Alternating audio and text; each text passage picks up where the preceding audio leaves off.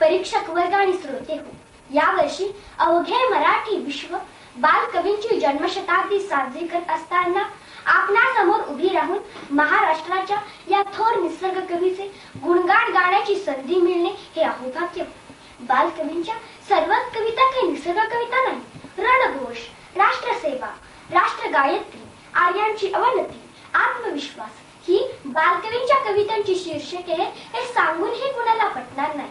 बालकवींच्या या साऱ्या कविता आता विस्मृतीच्या पडद्याआड गेल्या आहेत.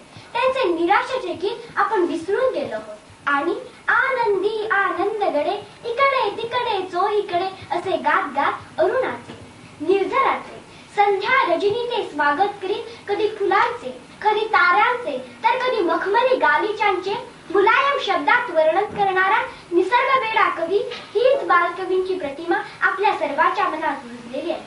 औदुंबर, श्रावणमास आणि फुलराणी याच त्यांच्या कविता आपल्या सर्वांच्या ओठावर खेळत आहेत आणि म्हणून प्रेम, काव्य, वात्सल्य, विफलता, तत्वज्ञान, इतिहास अशा अनेक विषयांवर कविता लिहूनही बालकवींना आपण ओळखतो ते महाराष्ट्राचे आद्य निसर्ग कवी म्हणूनच.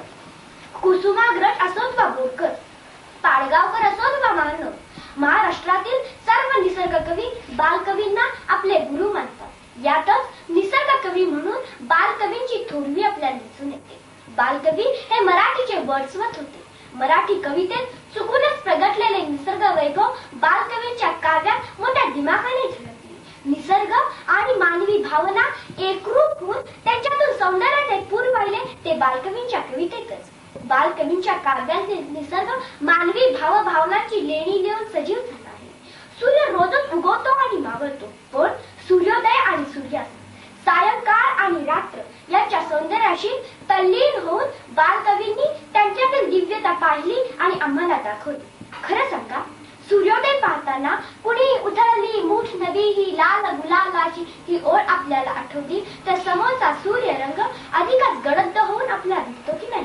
किंवा श्रावणातल्या उन्हात खेळताना क्षणात येते सरसर शिरवे क्षणात फिरुनी ऊन पडे या ओळी आठवून हर्ष मानसी उचमळून येतो की नाही? नदीकाठचे किंवा तळ्याकाठचे एखादे झाड पाहताना झाकळून निजळ गोड काळीमा पसरली लाटांवर पाय टाकून जळात बसला असला औतुंबर या ओळी आठवून आपली त्या झाडाशी अधिकच जवळीक निर्माण होते. होय ना? निसर्ग मूळचाच मोहक खरा, पण त्याच्या मोहकतेची खरी जाणीव आम्हा मराठी बोलणाऱ्यांना बालकवींनीच करून दिली.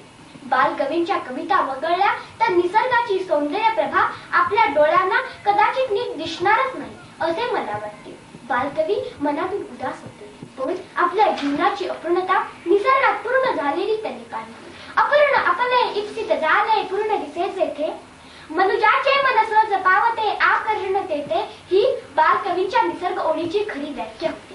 आणि मानवी जीवनाचे हे अपूर्णत्व बालकवींच्या अकाली मृत्यूने आणखीनच स्पष्ट.